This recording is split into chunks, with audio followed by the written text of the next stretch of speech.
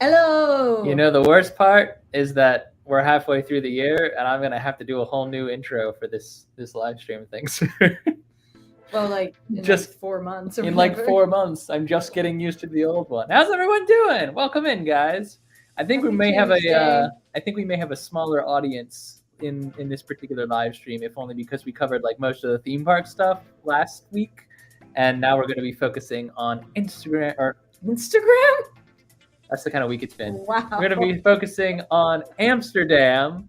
And same suffix, different and entire thing. Stuff we learned about the Dutch and the Netherlands. Keeping them in Disney's in. Welcome, guys. Phoebe and Ari, we're always glad to see you. We also get hyped up by the intro. We do Is get it hyped wrong up by that the we intro. get hyped up by our own intro? Yeah, while we're off screen, we're all doing. Yeah, like do. Yeah.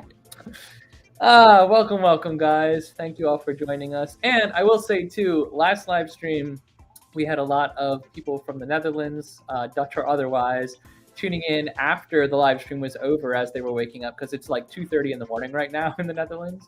So if you are among those that are tuning in after the fact, welcome in. Thank you so much for watching.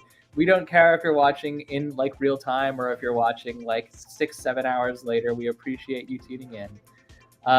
So having said that, we do have quite a bit to talk about tonight, in spite of the fact that we already covered all the theme parks last week. That's why we couldn't fit it all. That's why we couldn't put it all in. We had Yeah. so much to say. So before we get started, we'll start the way we always do by plugging our socials. You may notice there's a new one there. I have not been as active on Threads this week as I have been initially.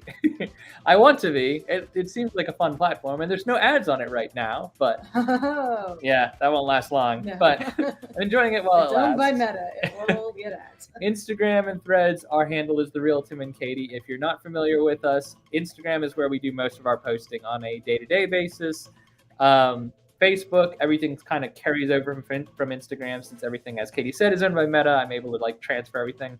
I need to put a little bit more time into Facebook. I really do, because I know some people are like Facebook only, and they usually get like what's left over from Instagram. Usually Facebook ends up being like new vlog. Yeah. Announcement. I do post the vlogs. Yeah, Yeah. YouTube is always going to be our primary. The socials are just kind of like supporting credentials. But we also have a website. Speaking of supporting credentials, it's mostly where we post, SEO fundamentals for our vlogs that point back to the YouTube channel. But we also do like opinion posts. And I actually have some ideas about how to use the website moving forward that I hope will interest everyone. I'm not ready to share them yet, because if I say them now and then I don't do anything with them, everyone's going to be really disappointed. Did my But novel long blog post about Not yet. Make it up there? Okay. Not yet. I haven't had time to That's post fine. it. Katie did write up some blog posts, so we will be up to date with the Tim asked me to website write a blog soon. post for F-Bling, and I was like, it's longer than normal. It is an excellent blog post. It will be there soon. Thanks. Francis! Hi, Francis. Thank you for joining, Francis. We appreciate you tuning in. Okay, so we're going to talk tonight about a place that has very recently become near and dear to our hearts. I am wearing what Katie calls my Hup Hup Holland shirt. Yes. Because it's orange. It's and it reminds orange, me of and the Dutch love their orange. Reminds me of this when I was there for soccer In the foot- Netherlands? Well, when I was there as a teenager, Oh. I thought you meant like for soccer, like you were there. No, when I was there during... You were there as a player that had I'm gone trying- cross-continental. I cannot... Euro Cup. Sorry, I was there for Euro Cup one year, Mm. and there was orange everywhere, and it was very exciting. So that's what... Up Holland. That's what I think of when I see that. So tonight we are going to be talking specifically about Amsterdam and the things we learned about Dutch culture while we were in the Netherlands. Not everything about our trip was theme parks. We love theme parks. We set our course based on the theme parks that were there, but part of our travel is also just like travel and like experiences and like finding out new things about new places. Yeah, so. And I will say, like, all of our family members, when we talked about going to the Netherlands for the theme parks, they're like, that's weird, but okay. But hearing from, like, talking to our tour guides and the Dutch while they were there, they were like, that's great. We're so glad, because some people only go to Amsterdam and they think that's all the Netherlands has to offer. And Amsterdam has a lot to offer. I don't want to say skip it. Don't skip it. But, you know, if you have the time to broaden your Netherlands experience outside of it, there's a lot to offer from this. We had one guide that, honestly, not one of the guides that took us around Amsterdam, but one of the guides that picked us up from Amsterdam and took us to Katsuvel was our driver Laszlo, and he said, plain as day, he's lived in Holland for what, 25? No, that 25 is Chris. 15 years. 15 years for Laszlo. He said, don't care who tells you what, I don't care what people say. If you only go to Amsterdam, you've never seen the Netherlands. And I actually agree with him, because there's a lot to see. Amsterdam's a very, very different vibe from the rest of the Netherlands. We drove through the rural countryside to get to Efteling and Toverland. We got to see all kinds, like the traditional Holland experience is driving by windmills, seeing tulips. No tulips in the dead of summer, but we did see plenty of windmills. We saw the cows. We saw everything that you would expect to see in the rural Netherlands. But Amsterdam was a whole thing unto itself, and it was like a completely different vibe. So actually, I think our intention is to start where we left off, which was like packing up in Zevenum where Toverland was, and then move in. So we'll kind of take you through everything as we go. We're going to be sort of chronological what we did in Amsterdam while throwing in our little like tidbits. Dutch tidbits. And we are going to reference back, harken back to some of the theme park experiences we had and how they play into the Dutch experiences too. So hopefully we'll be able to keep you all engaged. Vanessa, hola. Hola. Welcome in. And Kaylee, I didn't expect you to tune in, Kaylee. So we appreciate you being here. We appreciate you being here. Good luck with your packing. Packing is stressful for leaving the countries, as we know. I don't know if Kaylee, Phantasmic Fandoms, for y'all that don't know, I don't know if Kaylee's planning to vlog her experiences in Canada. I don't know. Honestly, you had mentioned your camera wasn't working super well right now, so I don't know if that's on the to-do. But everyone should go check out Kaylee's channel, Phantasmic Fandoms, if you haven't. She has tons of cool travel vlogs from different places we've been with her and places she's been on her own. I know she was vlogging this weekend. I won't say where, just in case those vlogs don't actually make it to the surface anytime soon. Kaylee works very hard and takes her time for good reason with her vlogs. Yes.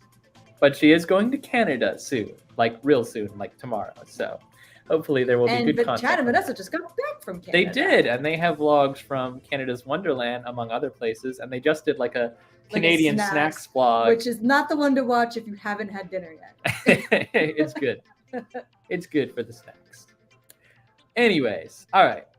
So let's jump in to Amsterdam and or Dutch culture and or alternate title for this entire experience, Why the Netherlands is Better. Real quick, I do want to plug our friend Jeanne Claire, who made this trip possible. We plugged her the last live stream we did as well. She has her own travel agency, very recently booted up, so to speak. And I think I don't know if we were the first people she took to another country, because we started planning a year in advance, and I'm sure she serviced other clients in between.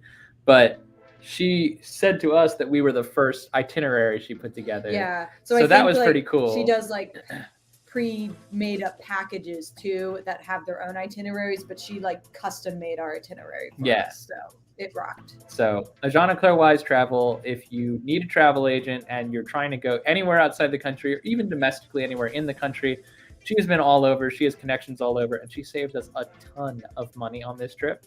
So highly, highly recommend her services. That having been said, move into the meat. Yeah. So when we left y'all last week, for those who joined in that last live stream, we were at Toverland. We had a wonderful experience there, just as we had a wonderful experience at Efteling. As we were packing up at Toverland, I can't speak for you. I was kind of like, I know we have like 3 more days, but I feel like the trip is over, which was not accurate. I don't think I was quite there. I was sad to leave like theme parks because they're just fun and they're magical and they're escapism. And I think what I was sad about is, now we're at like, because when we got to Toverland, it was like, oh, we still have half the trip to go. And now it's like, oh, we only have like 3 days. So I wasn't quite feeling like, oh, the fun's over. I was more like, oh man, we're on our last leg and it's gonna be over and then we're gonna have to go back to the real world. And the real world we're in right now. Toverland, if y'all don't know or if you missed the last live stream, is in Zevenum, which is very much rural Netherlands. It's far south. It's 10 minutes from the border with Germany. Like, that's how far south it is. Like, there's nothing there but Toverland and the surrounding businesses that have been propped up by Toverland. And a lot of Dutch don't even know that Toverland exists. Some that have commented on our live streams and our videos past have been very informative about Toverland. There's a lot of people that live nearby that know a lot more than we could ever hope to know. So it's not like it's an unheard of park, but it's very much further south than most people are ever going to make it if they're mostly traveling to get to Amsterdam and hang out in Amsterdam. Right. So we're going from the most rural, farmy areas in all Netherlands back to the most populated, like the densest, most bike traffic heavy area of the entire country. It was quite an experience. So we were picked up by a driver who had spent 25 years in the Netherlands. Yeah, so he's from London, I believe. Spoke perfect English because he was British originally. Yeah. And just had moved here with his wife 25 years ago. It was a wonderful story because we had almost a 2-hour drive. About a little over 2 hours. It was like 2 hours. It didn't feel that long. No, it felt very snappy and quick. We were just vibing the whole time. We had a great conversation. And it's funny, his story. Like, we won't get into it too much because if we told everyone's story, we'd be here all night. But basically, he was asked to house sit by a friend in the Netherlands, and they never left. They came to house sit for 3 months, and 3 months turned into 25 years. And so, that is the life I want for myself. Although, quick little aside, I don't know if y'all have been following the news, is looking like Americans who have historically not had to have a travel visa, we're one of the only countries in the world that didn't, are going to need a travel visa beginning in 2024. So your visits are going to be limited to 90 days if you're traveling to an international country on vacation. And you can't do what Chris did and just plant yourself there and stay. Yeah. So it's going to be a little harder for us to transplant ourselves if we decide to go. But I mean, I don't know what the European Union was 25 years ago or if it even existed, but I imagine it's a little easier to move when you're already on that side of the world. But anyway, we took off, we did, there are highways or whatever. We were in a car and, eventually had to go under the channel to get into Amsterdam. Yeah. So we went through a couple tunnels. Yep. And eventually. And when we came out, like literally we're going from rural, like farmland, windmills, everything you see in like the stereotypical like portraits of people's visits to the Netherlands and the tulip festivals, seeing all of that, going into a tunnel, coming out into like skyscrapers, not like New York City skyscrapers, but nothing. Skyscrapers, and then going into another tunnel and coming out and seeing this like cobblestone streets, not a skyscraper within striking distance, like very, very historic. And for us, and this is not going to apply to everyone because I don't think everyone has even been to this place I'm going to mention, but we live fairly close to Annapolis in the state of Maryland. And downtown Annapolis is very much this. So looking around, we were like, I don't know how we got from like New York City to downtown Annapolis in terms of vibe, but it was like instant. I don't even know if there is like a anything like a New York City vibe in the Netherlands, honestly. There are some like, we learned skyscrapers aren't comparable, but they're there are some, they're like, modern. They're business, that's like a business kind of district, but we learned in our many drives and from our several different tour guides and drivers that basically there's parts of Amsterdam that are within, I think I can't remember it, and please don't please don't be offended if I get this wrong, but like the canal, there's like a certain area of like the historic canal district where certain construction is prohibited. They're really trying to preserve the historic look, the architecture. So it's the majority of Amsterdam, I think, like, that is like restricted like houses or businesses that need renovations. There's certain, codes and styles they have to stick to in order to preserve. And it is very charming. I mean, that typical Dutch architecture that it's there, and it's beautiful. So, and one of the things that our guide Chris pointed out to us as we were coming in, and then another guide, which we'll mention later on, Vincent, during our bike tour, pointed out some of the buildings that were designed perfectly fine, structurally sound, not going to fall anytime soon necessarily, but people have taken it upon themselves to renovate their basements very close to canal territory where the foundation isn't as solid, and those basements were really meant to be like structural components of the house, not renovated and lived in. And so the houses themselves have kind of started to, like, certain streets in Amsterdam look like Diagon Alley from Harry Potter. Yeah, like, there's some. The houses lean in different directions, and they look all kind of warped, and it's very cool visually, but it's not supposed to be that way. I'll try not to make this too much of a history lesson, but basically, if you don't know, the Netherlands is swampland. That's what it was, and the Dutch innovated dikes. The phrase is God built the earth and the Dutch built the Netherlands, right? Yeah, so basically it's all like they push the sea back. The swampland is drained, land is reclaimed, so they're below sea level, like really honestly. So that's why Amsterdam is literally a city named after the Amstel River and the dam that was built to create the city. So yeah, if you dig too far deep down, you're gonna end up with water. Swamp. So anyway, you can always strike water in Amsterdam. That's the thing about Amsterdam. Yeah. So coming in, looking at all of this, an entirely different vibe than anything we've experienced thus far, and it instantly clicks to me why Laszlo said, like, if you've only been to Amsterdam, you've never seen the Netherlands. This is a very historic town, and it's got modern components, modern businesses.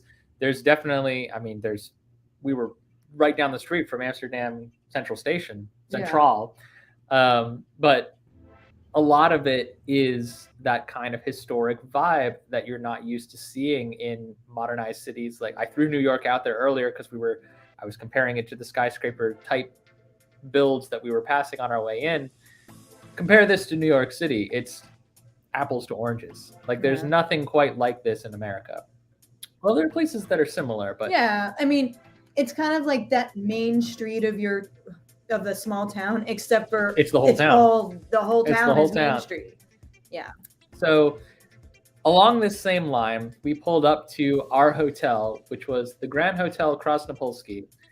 This place is schwanky on the inside. On the outside, it looks just like another building in Amsterdam. Like, it's actually built into, I think, 7 different buildings, did they say? It's not one built, like they yeah, I think the hotel may have originally just been this building here, but I think they systematically bought up the neighborhood and expanded into the houses kind of like them. It is a sort of a convention center now. There was actually a kind of global initiative convention going on while we were there.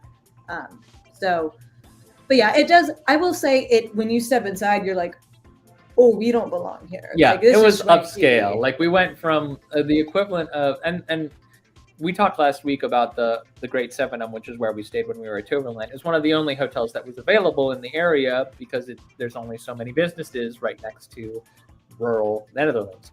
So we stayed in the equivalent of, I want to say, like a Hampton Inn, or Hilton Inn. It wasn't bad at all. It was wonderful. And we got a great night's sleep there. But definitely on the lower end of the expenditures hotel wise. Yes. It's like we didn't put as much into that, so we didn't expect as much out of it. Honestly, this hotel was on Ajana Claire. When she booked us, she gave us like a high tier option, a mid tier option, and a low tier option. And the low tier was like cost effective. The mid tier was accessible but would require some saving, and the high tier was like astronomical. Like, what are you thinking when you're traveling this way? So we went mid-tier because we were like, we have time. We've got a year to build up our finances and all of that. And I honestly can't imagine. I physically cannot imagine like anything more shiny or extravagant or more luxurious than where we stayed at our mid-tier option here. Yeah. So this place was schwanky. And also, I will say, when we checked in, Amsterdam removes pretty much any incentive to learn Dutch. Yeah. When you're in Amsterdam, you're immediately identified as an American, or at very least as a British traveler, an English speaker. So they'll start speaking English to you immediately. Well, when we pulled up to the hotel, you know, the bellhop and doorman were immediately good morning. Mhm. You know, it was. I didn't even have English. a chance to say Goedemorgen, Yeah. which I had practiced the whole trip. It was Yeah. literally just good morning, welcome to Amsterdam. Yeah. Take your bags, and then they shuttle you over to concierge, and the concierge speaks fluent English. So we thought this would probably be as good a time as any, since we were having all these conversations in English, to drop in kind of the English versus Dutch stratagem as you're visiting the Netherlands. Some people worry a lot about going to a country that speaks a different language. A lot of people Yeah. across, you know, just like DMs and across all of the different polls we put out, like a lot of people were asking us about the language barrier. Because a lot of people that we know and a lot of people in our circle, they want to visit Efteling. Efteling is a big theme park in the community. It's well known. Toverland a little bit less so, but it's on the list for a lot of people as well. And so people are concerned, if they've never been outside the country, like, am I going to be okay if I don't know a word of Dutch? And the answer is yes. Yeah, you'll be fine. The Dutch have a very, very high proficiency of English, as I'm sure any Dutch who are watching this live stream right now will be able to respond and comment in perfect English, as they all have. They know English. They know, a lot of them know German, French. They're a small country, and they're surrounded by other countries, but they're a travel hub too. Yeah. Amsterdam is a big international destination, so like everyone in Amsterdam. What but was it's it also that Chris like called it? A port city? Yeah, it historically was a merchant city. City, yes. And you know, what is the language? The current, you know, business language is English. So, you know, hundreds of years ago, they may have been speaking French there. I can't confirm or deny that. I can't remember what he may have said, but whatever the language, and the Dutch were big on being merchants. Trade. So big trade. So I knew we'd be okay because I had already been to the Netherlands. I was like, believe me, they know English. They know English better than we do. But They've been learning English since they were Dutch. But too. we did want to learn things. And we will say, if you are if you're just going to Amsterdam, yeah, you'll be fine. But if you want to challenge yourself a little bit and really impress people, step outside and Amsterdam. kind of experience, I think, Dutch culture a little more, there's some things we think are worth learning, especially if you do venture outside of Amsterdam. If you're going to Efteling, you're going to Toverland, or you're going outside of that kind of merchant city bubble. So what were some of the things that we found helpful? Well, first of all, just to learn Dutch is not that difficult. And over a long haul, like, proficiency with Dutch, very difficult. I don't mean to say that it's easy to pick up a second language, but like basic conversational, we got most of what we needed from watching other YouTube videos with like basic Dutch greetings and turn of phrase. And then I did start on Duolingo a little too late, but I did start on Duolingo before we left. Just picked up little vocabulary, and honestly, like, again, you don't need to know Dutch in order to get by at any of these places we visited. But if you were handcuffed to Dutch and you could only speak in Dutch and no one was going to speak English back to you, you could know enough vocabulary. You could pick up enough vocabulary pretty quickly that you would be able to get by with broken sentences and be fine. Yeah. There are some things that are very difficult about Dutch that I'm still having trouble with, because I am still trying to learn Dutch. I would like to go back there and be a little bit more proficient. But for example, G's are H's with a like a. They're not. I mean, I wouldn't even say not straight H's. They're okay. They're HCH's. Yeah, they're that kind of, like, when you say good morning, it's Goedemorgen, and if the H is at the end, like last time we talked about Dream Flight, which was a ride at Efteling, one of the hardest words in the Dutch language, for me personally, to pronounce, because all the consonants are at the end. So it's You have the CHT. Droomvlucht. Yeah. Which is, that's close. It's not perfect pronunciation, but I've been practicing that for like weeks, literally, with a head cold, which is not easy. But if you know enough Dutch to get by, it is appreciated. Like, people are very, very excited when you're taking an interest in their language, because it's a hard language to learn and most people don't bother. So let's just get to it. Like, what are the things we learned? We learned how to say thank you, dankjewel, or dankjewel if you were speaking informally, but dankjewel gets you just as far. That's pretty easy. It's kind of phonetic, except for W's have more like a V sound for us. Mm-hmm. And J's are Y's. Yes. So anytime you see a J, it's pronounced as a Y, like a ya. Yeah. Ya is yes. Nay is no. Those are pretty easy to pick up. Pardon, which is, in my opinion, carried over from French, or maybe a derivative of French, but pardon is excuse me, or you sorry. You can also say sorry. Yeah, sorry. And that's sorry. Yep. And then hoeveel kost it is how much does it cost? Sorry, I did that wrong. Hoeveel kost het? Yeah. It's HET. Yeah. And then most of the time it's advertised and you never need to ask, but toileten. Yeah. Pretty easy. And then alsjeblieft is please, but it also can be like a if you please. It was my pleasure, kind of. But yeah. So those were like kind of like the polite things to know. If you're thanking someone in their language, I think it goes a long way, and it was very easy to learn how to say thank you. The other things we learned, which were very helpful in theme parks, numbers. Really, numbers 1 through 10. Forgot about numbers. But if you can do numbers like 1 through 20, because what are they going to tell you? They want to know how many are in your party. Play. What row? Play. What row are you in? Re-N, row 1. Yeah. So knowing the numbers was really helpful. How many you need to seat in the restaurant, how many you are in your party. And some of this we knew kind of in the back of our minds after practicing, but we didn't really start picking it up until the end of the trip.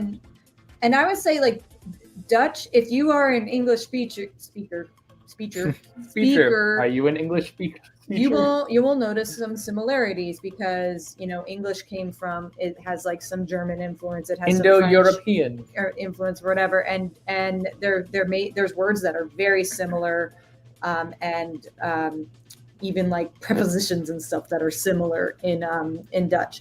So hetzelfde. I learned that one is the same, because I would often come behind Katie after she'd struggled through an order, and I would be like, hetzelfde, and just take over whatever she was ordering.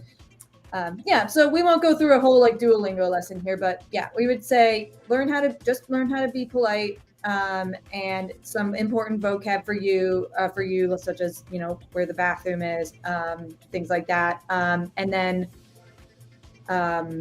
numbers 1 through 10, and again, very helpful. This is really not, I wanted to harken back to something that we didn't really talk about last time, but did actually happen in a theme park, which was Caro, a show that we saw at Efteling. Was a Cirque du Soleil style. It was an upcharge, but because we stayed at the Efteling hotel, we got it half off, so we decided set aside a little bit of time to go. It's a 70-minute show, and although it's a Dutch show, it had every language, like French, English, German, a little bit of everything to reach all the audiences. The story is being told through the music and what's going on stage without words. Right. So definitely worthwhile. It's accessible to everyone. But the reason I wanted to bring up Caro, apart from just we forgot to mention it last time, and it's worth mentioning, we had a moment where we arrived late because I made us get on Symbolica one last time. We arrived on time. We were supposed to be like 10 minutes early. Yeah, so we arrived as doors were closing and ran like crazy people to our seats. One more ride on Symbolica. It was worth it. It was like a 20-minute ride. It was worth it. Symbolica's always worth it. Anyway, we show up a little bit late. We sit down. We're panting. We're exhausted. We're getting ourselves settled for the show. And we get there right as someone is coming around giving us instructions about safety and like keeping back from the stage and all of this. So this what do they call it? Ushers. This usher comes by and she rattles off an entire monologue in Dutch, points up and down the rows, sends us different directions with her hands, lets us know all of this. And of course, I understand like 3 words of that. Like of the whole monologue, I understood 3 words in Dutch. And it was up, one, and no. And honestly, even though I didn't actually like cognitively recognize the exact words you were saying, between the body language, And the hand motions, clues. the context clues, I understood perfectly without a second thought. It was like my brain snapped into basic plain English. And to me, she was saying word for word in English, once the show begins, don't come down this direction if you need to use the bathroom or leave for any reason. Go up and around and out the backside. And at the end, after she'd spoken everything in Dutch, she said, do you need to hear it in English? In English. And I said, we're good. And we were. I understood perfectly. So like, just to wrap up this thought, you're not going to have trouble if you don't speak Dutch. It can be a little bit confusing and concerning when someone starts speaking Dutch to you at the airport, as happened to us. I forgot the most important one. Do you speak English? Spreekt u Engels. Mhm. That's also something, because when you're in a pinch and you do, and they did assume you speak Dutch and you don't know Spreekt u Engels, that's I hardly needed that though, because we really everyone didn't. spoke English without we really without didn't. being asked. But anyway, that's a good one to know. But really, like, you'll get by without it. But I think it's enriching when you travel to a new place to minimum learn to be polite, learn how to say Agreed. thank you. If you take nothing else away from this, please learn how to say thank you in the native language of the country you're traveling to. So that's our helpful hint, is learn basic Dutch from YouTube, Duolingo, and or Google Translate. You don't need to get by, but it's polite. Yeah. And it benefited us a lot and enriched our trip a lot to have that kind of base language. And we got a lot of feedback from people working at Efteling and other places. No, don't give it away. I'm saving that for the end. Never mind. I said nothing. I'm pulling it back. What did I say? Nothing. You're Nothing. crazy. You said nothing. I'm crazy. That sounds, super cool. I assume this was about Amsterdam because this comment came in forever ago and I forgot to click on it. But I think it came up when you're talking about like we disappeared from the rural area. It came up Yeah, in this historic city. Tim, welcome in. I'm not sure he got off early, but we're glad you're here. We're glad you're here, man. Jake and Sam, welcome. Yeah, the show was really good, really cool. That's Caro. Was that Efteling? It was Cirque du Soleil for like a fraction of the price. Yeah, we forgot to mention it when we were talking about Efteling last week. We have to talk about Caro. And it kind of tied into what we were saying about language. Anyway. So let's look at the room. This was our room. This was our, when we checked into this room, we were like, you got to be kidding me. How could we possibly have afforded this on the medium tier? This is a, what's the word? Not balcony, veranda. This is a veranda room at the Grand Hotel Krasnopolski. Yes. It was beautiful from the top down. They gave us free chocolate, which may or may not have been for our anniversary. We will never know because we didn't book the package. But we had no trouble getting settled here.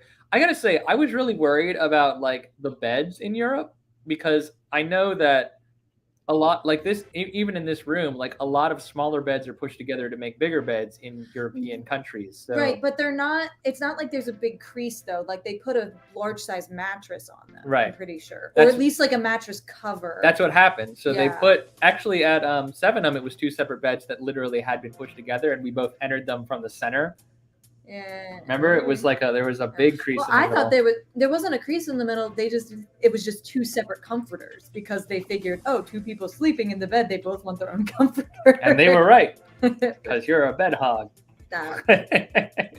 But hot take. This, put that on Threads. This hotel, I might. Threads is where I go to express myself. So this particular hotel, extravagant bed, extravagant showers, because I felt it necessary to include. If you remember, or if you were on our last live stream when we were talking about Efteling, the shower was like big and open. This one had a door.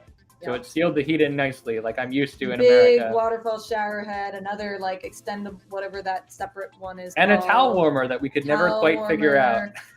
And like, the hotel's fancy when you go there and there's like all these extra little things. So they had like a vanity kit. They had like an extra, like, I don't know, like a sanitary bag or something, a shoe shiner. The bed was hungry, Tim. It was hungry for me. Really hungry. You meant comfy. Oh, I didn't even. I totally read that as comfy. I guess my brain was in the same headspace. But yeah, very, very nice, very comfortable. When we got here, our our luggage was brought up for us, and one of the employees or whoever basically gave us a little tour of them. Like, this is the thermostat. Here's your mini fridge. Here's all this. This is how you do this. And yeah, it's very nice. So all in fluent, perfect English, by the way. Yes, it's not. I mean, again, in Amsterdam, the barrier, if there ever was one, is gone. Like, the incentive to learn Dutch is gone because everyone will just speak to you in English. Yes, this I wanted to bring up. This hotel. So when we checked in, there was a small snafu with our credit being transferred from the payment we made to the travel agency over to the hotel. It's nobody's fault. It just didn't translate the way we thought it would. So the concierge was talking to us, and he was looking at, the balance that was due versus the balance that had been paid. He had our credit card information on file. We weren't going to be turned away, but he was worried that he might have to charge our card for the balance of the room after we had already paid it. So he said to us, like, we're gonna sort this out. We're gonna put our reservations department on it. So don't worry. But if I need to charge your card, it would be kind of a lot. So I'll call your room and let you know if that's gonna be the case. Yeah. Never happened. But I will also say, when he said it's gonna be kind of a lot, I was thinking Disney standard. Yeah, y'all know, like 3 nights at Animal Kingdom Lodge, and you pay that bill, and you're like, holy moly. But yeah, so I realized everything in Europe, everything that we're used to paying, and granted, I use Disney as my standard of that's too much money. So everything that we're paying in Europe, I'm expecting, because it's all lavish and luxurious, that it's going to be effectively Disney pricing. It wasn't. Yeah. It really wasn't. What we paid to stay here was, a theme park, but it's not even like the theme parks are included. So yeah, anyway. And I don't know the exact amount that we paid to stay here, because everything that we paid the travel agency was a lump sum that included our entire itinerary. Right. But it couldn't possibly have been more than $1,000 for 4 days, 3 nights. Yeah. Could not possibly have been more than that. Yeah. The math did not work out any other way. Yeah. So incredibly comfortable room for a very reasonable rate, as compared to the American standard. That goes for food too, by the way, and we'll talk about food in a little bit. Food too. So our hotel on Dam Square. Is on Dam Square. It's in the center of town, and it's surrounded by a whole bunch of historical places. So what we did after we checked in, we had a whole day before we were due for the tours the next day. Yeah. Thing of it was, our tours were not leaving from the hotel. They were leaving from like various canals, like around the bend and around the corner. They were leaving from, actually, how far did we have to walk for the bike tour? It was like a mile. The bike tour was like a 20-minute walk. Yeah. So we decided that it would be best for us to kind of familiarize ourselves with the area before we settled in and called it a night. We did also wind up having a spa day because the hotel did have a spa. So we did that a little bit later on, but we spent a couple of hours. Spa hours. It wasn't like a full spa day. But, spa afternoon. But it was nice, after theme parking for like 5 days straight, to just have chill. A little relax, as they say. So we left the hotel from the front where you see we walk past this big monument, and I don't really have a ton of pictures from walking around because I was trying to take it all in with my eyes. Also, we didn't take a whole lot of pictures of the two of us together on this trip. It was always me getting Katie or Katie getting me. Yeah. Yeah. Amsterdam, the next day we have pictures. One thing that I meant to mention for Efteling and Toverland is there's the theme park photographers, not really a thing. Yeah. So if you want pictures of ride photography is a thing like crazy. Ride photography, very much a thing. High quality cameras, good pictures. But yeah, so it literally took us to handing our phone to a stranger on Dam Square to get our first Which, picture and I will, together. just general travel tip, because I would never ever do that if it was just like someone standing by, hey, can you take a picture of us? Especially in highly populated, dense areas of heavy tourism. That's a good way to get your phone stolen. The only reason we did that is because that guy was actually traveling alone, and he asked us to take a picture of him. And he handed us a better iPhone than mine. Ours. So I was like, okay. So we were like, this guy is okay. He's probably not going to steal my like 2 models lower. If he's going to steal our phone, he's going to be really disappointed with what he has to make off of it. Yeah. So anyway, so yeah, travel tip, but we did have like our tour guides take pictures of us and stuff later. But anyway, so we roamed this area for a while. Yeah, we wanted to kind of see what was in our immediate vicinity. You know, part of what why food, what shops, etc. That's it. That's the big thing. That's the reason why this is in the slideshow. The reason that we wanted to bring that up is because if you see to the right of us, our hotel right there down that street. The hotel, if you can't read it, is that building right behind the monument. The monument's pointing at the Grand Hotel Castle.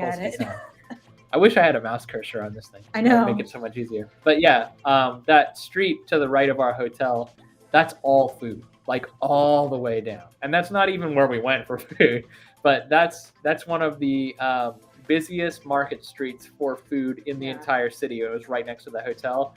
For dinner, we actually went directly to the left of the hotel, which isn't terribly visible in this photo, but it's the bottom of that white building. The Majestic was the name of the restaurant, and it was open until like 11 p.m. with like good food, like really high quality food. Yeah. So we had no trouble finding food in this area. No. If you're thinking of staying at the hotel, it is like smack in the middle of everything. You will be fine for food. Even when we thought like we'd miss dinner hour and like everything was closing up, easy to find food if you know where to look and if you don't mind walking like a block. We were also, you know, right around the corner was like a Dunkin' Donuts. Yep. And a McDonald's. Didn't go there. We did go to the McDonald's. We did go to the McDonald's. We did. That's where we went for lunch. And I'll tell you why, because McDonald's overseas, different product line. Yeah. Entirely different. Not entirely different. You could get some old standbys. But they do have like some unique options. Like it's one of those things we do if we are like we went to a McDonald's in Hawaii because they have different things. So, you know, I wanted to try. I've heard over and over. McDonald's in Hawaii? Yes, we did. I don't remember it. Christmas Day. That's right, my dear, Christmas Day. Yeah. Anyway, so we did visit McDonald's. I should have grabbed my little bike. I got a Happy Meal because I wanted to see what the toys were. You should have grabbed your little bike. And it was this little like my feet that I put together. The food options wasn't too unique. I think there were a couple of unique dessert options, and we ended up getting like Maltesers McFlurries, which were good. Small. And they were small, which is nice because portions in Amsterdam and the rest of the Netherlands are smaller than you're used to in America. I think in Europe that's just a thing. That could be. I haven't been in enough of Europe. I've only been in like London and Ireland. But I got like the special like fries sauce, which was really good. And curry ketchup. And curry ketchup. Curry ketchup is at McDonald's there too. Yeah. So that was curry good. Sauce, curry ketchup. Yeah, good stuff. So very interesting. I'm sure there were probably other things, but you know, I ended up with my Happy Meal and my fries sauce, and I was happy with that. We also, and not for the last time, found our way to Amsterdam Central Station, where it's everything. It's like a train station, a bike station, a ferry station, which will come into play a little bit later. It was about 10-minute walk. Ferry as in like Ferry. Yeah, we mentioned a lot of ferries last time. Not like a pixie, but transportation. So, and we revisited Amsterdam Central a couple of times over the course of our visit to Amsterdam, which was only about 48 hours long. Because it's such a hub of activity, you can get anywhere from there. So 10 minutes of walking to get there, and then you're on your way to wherever you need to be. We also learned, and we learned this through the bike tour, I think, which will come up in a minute, but we also learned by looking with our eyes that there is a bike garage at Amsterdam Central. It's underneath the channel. You have to take an escalator downwards with your bike, like a sloped escalator. Like one of those like Targets with the escalator with your cart. And it's a garage that holds 9,000 bicycles. Yeah. And then on the other side of Amsterdam Central, another garage that holds 2,000 more. Yeah, and there's probably more, but like potentially capacity for 11,000 bicycles in Yeah. Amsterdam Central, and it's full every day. Yeah. Like it hits capacity every single day. Bikes in Amsterdam are like death machines. They are everywhere, but they're the main source of transportation because it's a smaller city. Like you don't need anything more than a bike or at absolute most the tram that leaves from Amsterdam Central Yeah. to get around. Everything else you can use your feet for. Yeah. So we eventually circled back. We did a little bit of a spa day, which honestly, I threw this in here. It's really not that different from any other spa we've ever been to. It was just a quick It was little very nice. relaxation. We spent like an hour and a half there. If you're visiting Grand Hotel Krasnopolski, worth booking a spa appointment if you want to relax a little bit. The reason I throw this in there, though, is not because of the spa itself. It's because the only time in the entire time we were visiting any of these places in the Netherlands, the only time we ever had a tip line was on the receipt for the spa. The reason being because the Grand Hotel Krasnopolski has visitors from all over the world who have different tipping customs. Mm-hmm. So many of them are American. Many of them, like us, are used to tipping 20% or higher for quality service. In the Netherlands, maybe in Europe, I'm not quite clear on this because I haven't traveled enough, but in the Netherlands, tipping culture is not really a thing. If you round your bill up to like the nearest euro, which to us seems like such an incredibly low amount. Nearest, like say your bill was 37 euro, you round it up to 40 euro. That's like your tip. Yeah. Or if it's lower than that, you can but so like to me, that seems like offensive. Like if I were to give, and granted, I worked in food service for years, so like I can't turn that off. But if I were to give in America, let's say a hotel maid, if I were to give them like $2 if I stayed like 2 nights, or if I had like a really nice meal at a restaurant and I left like a 50-cent tip, that would eat me up inside. I would lose sleep over that. I would not be able to focus on anything until I had made that right. Like in the Netherlands, people are paid livable wages as wait staff, as maids, as spa therapists. So like tipping is not as big a deal. If you overtip, which we only did once, and I think it was fine because we'll get to the person we overtipped and we became really close with her. But if we overtip, it can be perceived as offensive, believe it or not, because the message is like, you as an American think I can't stand up on my own 2 feet. So we tried very hard not to tip, and then not to do the American thing. We weren't doing like the 20% rule all the time. And I it's not like tipping is not a thing. I did try to look it up. Like for example, for like maid service in the U.S. American tipping is not American, yeah. So like maid service in the U.S. I think the rule of thumb, and this is not to shame anyone. I'm just saying what we've learned as the rule of thumb is like $5 per person per day that you've stayed in the hotel. So potentially, if you stayed Europe. 5 nights. No, I'm saying the American rule. And yes. Got it. So my mind wasn't fired. $5 per person per night that you stay. So potentially you're staying 5 nights. You could leave a $50 tip for the maids. Not a thing. Really, it's more like, hey, a couple of euros for every night that you've stayed. So, we stayed 2 nights. I think we left like a €5 note or something like that. And that's perfectly acceptable. Yeah. Like that's very that's in respect for the etiquette of Amsterdam and the Netherlands as a whole. Because again, they're paid livable wages. You're paying them basically you're giving them a little extra for quality service, but they don't expect it. You're not responsible for their wages for that night. You're basically just saying, I enjoyed my time, thank you. Yeah. And like moving on, which is what tipping should be, but I won't get into tipping culture in the US. When we traveled to the Netherlands, before we left, and we were advised not to do this because we knew the exchange rate was going to cripple us and we'd have to pay a transaction fee and everything. We did it anyway because we weren't 100% sure how accessible ATMs would be where we were headed, especially in Zevenum. So we got a whole bunch of euros from the airport before we left the Netherlands. We didn't use many of them. By the time we reached Amsterdam, we were desperately trying to get rid of our cash. So like, that is another thing, cash versus credit and the need for euros. Like, we didn't really need cash it's good to have a little bit of spending money, like just in case you come up with something. If And you it was also nice to like have that €1 to use the locker that one time at Efteling. yes, So, the coin euros are hard to come by. yeah. And just in general, there's a coin shortage there, so a lot of things are like rounded up or down so that you're encouraged to use credit. There's no credit card transaction fees unless they're coming from direct from your credit Right. card company. Yeah. But they're not going to be adding, like in America, there's, let's say you go to a dry cleaners. Oftentimes they'd be like minimum of $20 because there's a credit card fee and it adds like $2 to get it up. Not so in the Netherlands. They incentivize the use of credit. So they don't want you to feel like you're being given the what for by using your credit card. So, you just double check before you travel. Make sure your credit card company doesn't charge for foreign transaction fees and you're pretty good to go.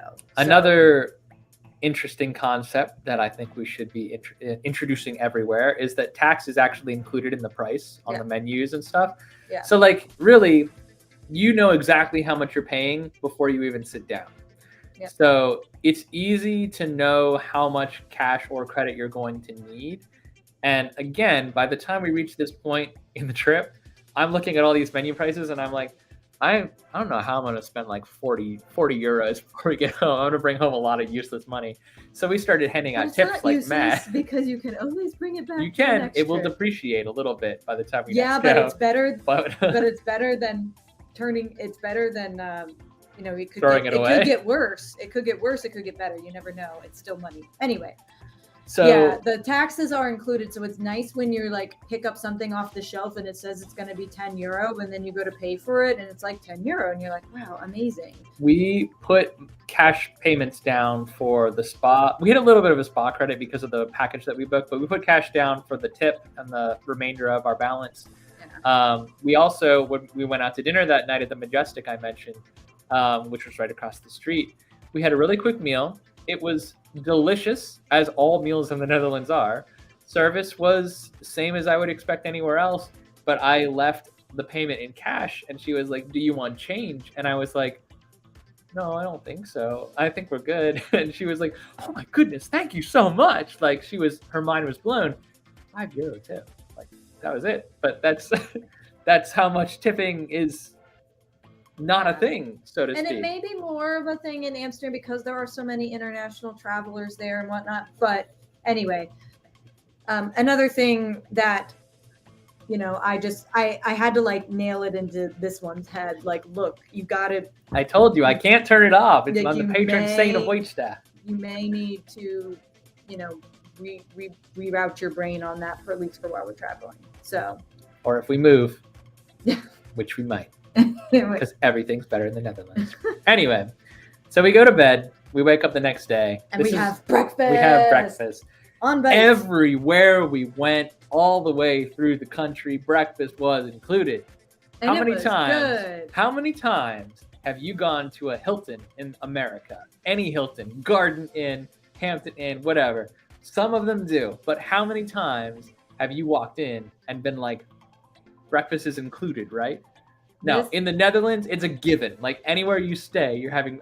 That's probably a blanket statement. But on bite, breakfast is included, and it was like everywhere we went. But the best breakfast we've ever had was here. Yeah, it was a pretty impressive breakfast buffet. It was an international breakfast buffet. That was, like everything was made fresh as so it was like the Dutch standard. It was everything we had at like the Efteling and the Place breakfast. Your cheese, your fresh baked goods, your like deli meats, your soft boiled egg, that kind of stuff. But we had pancakes, dumplings. Yeah, we had like dumplings and spring rolls, baklava. We had. I can't even like. We also had like a soda bar. More, like bottles, not like get to the fountain and you put a cup. No, these were like glass bottles of Coke products, Sprite, Coke Zero, which was plentiful in the Netherlands, by the way. Fanta that actually had like orange juice in it and not just like the neon orange soda flavor. And coffee, of course. And I think there was even like a mimosas, like literally a machine squeezing oranges into juice and then some bubbly to make a mimosa. part of me regrets that I didn't at least have that, but I don't always. If it's brunch, like 11:30, I'm down for a mimosa. But we were getting breakfast at like 8:30 because we had to get on bikes, and that was the other thing. Yeah. I didn't want to be inebriated on a Dutch bike. One of the things that all of our Dutch guides had in common was they all emphasized the need for carbs in the morning. Yeah. Because we talked a lot about how like all of our breakfasts had like a lot of bread. Like everywhere you go, there's bread to eat. Pancakes. So pancakes, pastries, straight up bread. You cut off of the loaf of bread. You literally cut a piece of bread. You put Nutella and sprinkles on it, and that's your breakfast a lot of the time. So the reason being is because Dutch need those carbs because they're biking everywhere. They gotta get on the bike. So we got a taste of that. I gotta say, we biked the equivalent of like 6 miles, 6-7 miles, that day. And I only crashed once. So let's get to the tours. Yep. So this was the majority of our time in Amsterdam was on these tours. On the left is Charlie, our guide for the canal tour. We got our own private boat. It was amazing, luxurious. Some would say fire. On the right side is Vincent, our bike tour guide, and he was taking us all over. I mean, literally, like there wasn't any. To my knowledge, there wasn't any side of the city that we didn't hit through either the boat or the bike. Yeah. Like we canvassed the entire place, and we got to see everything from like unique perspectives. From the water, you can see things that you can't from the bikes. But like between these two guides, we had an amazing day. We saw all of historical Amsterdam, including the Anne Frank house, which many of you asked about. Yeah, many of our family members asked about. Yeah. Didn't do a formal tour there because it was sad. Well, but yeah, we didn't plan it. I mean, you have to book it in advance. You do have to book it like didn't 6 want months in to. advance. It's a very sobering experience. But we did see, we did take it in from the outside. We were able to, learn all the history about it. And we learned a lot more that we didn't expect to on these tours as well. So it looked awesome. It was a great kickoff to the morning. It was a very fancy breakfast, yes. I think he was talking about the boat. Oh, I thought it was breakfast, but they're both fancy. Might have been. Agreed. Might have been both. Dutch bikes. First and foremost, Dutch bikes. I think I mentioned this on the last live stream. A little bit different from American bikes. Different from what we would expect as Americans. In America, hold on, I'll make us big. In America, your bikes are about, it's hard to scale it. Typically, there you go. Oh, that's why I'm moving the wrong hand. Typically we grew up riding like sporty bikes. Sport bikes, right? They're like bikes, the length of your arm spread. And they're flat. And they're flat. So when you turn, you're turning your whole body. It's easy to know which direction you're going. It's easy to control. Dutch bikes all look like this. Number one, the Dutch as a people, no offense intended, this is a great thing for them. They're all very tall. So you shrink the bike seat as far down as it goes. In my case, you're still dragging if you don't have the stature of the average Dutch person. Long legs. Long legs. So the other thing is that the bike wheels, much slimmer than an American bike wheel, sport bike. So it can't take as much brutality, for lack of a better term. Definitely not for like off-roading. And then the handlebars, you really can't tell in this photo, but this is, an actual photo of Dutch bikes. They're more arched. They're arched. So they come in, as compared to what I was doing before, they're like this. They're like this down here, but they're like this. So they're really close together. And to turn, you basically just flick your hand left or right. And I'm not used to that much sensitivity in my handlebars. So like anytime there was an obstacle in the road, it was life or death for me. I was like, I can move slightly to the left or the right, but most of the time I'm going like hard left or hard right because I'm used to having to turn my entire body. So that took a while to unlearn and relearn. And it's not easy to do in Amsterdam where like the entire place is a bustling metropolis of bikes. If the bikes aren't coming to kill you, the cars or the trains are coming to kill you, and they all use the same street to do it.